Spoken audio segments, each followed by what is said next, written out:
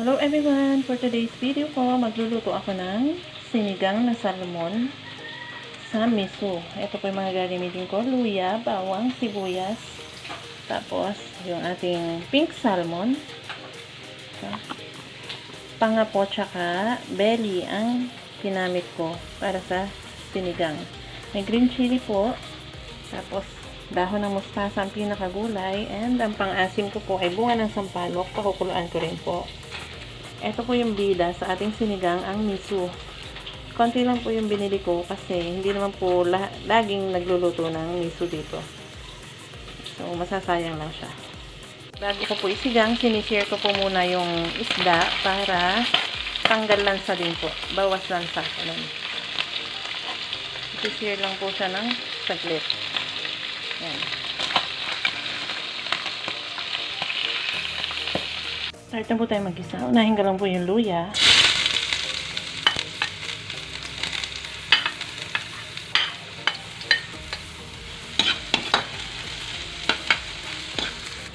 Next po ang bawang.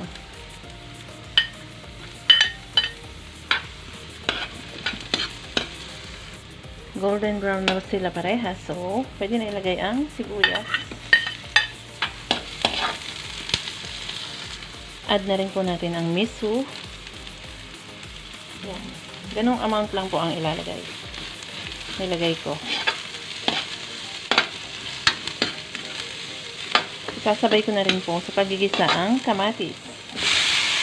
Hindi ko lang po naisama sa video kanina, pero naglalagay ko talaga ako ng kamatis. At ganyan lang din po yung hiwa. Ayan po, medyo luto na yung ating kamatis. Pwede na pong maglagay ng sabaw. Nasa inyo na po kung ganyan nyo karami gustong lagyan or gusto karami yung sabaw. Yan, ganyan lang po karami yung sa akin. Pakukuluan lang po, and then pwede na ilagay ang mga ibang sangkap. Ayan, kumulo na po. Pwede na po nating ilagay ang dahon ng mustasa. Pag medyo luto na po ang dahon ng mustasa, pwede na po natin ilagay ang sampalok, yung katas po ng sampalok. Timplado na nga din po pala yan.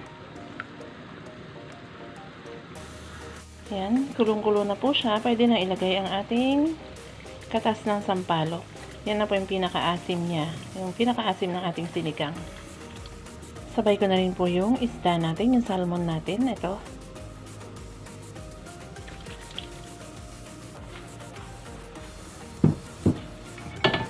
Tapos, yung sili po natin.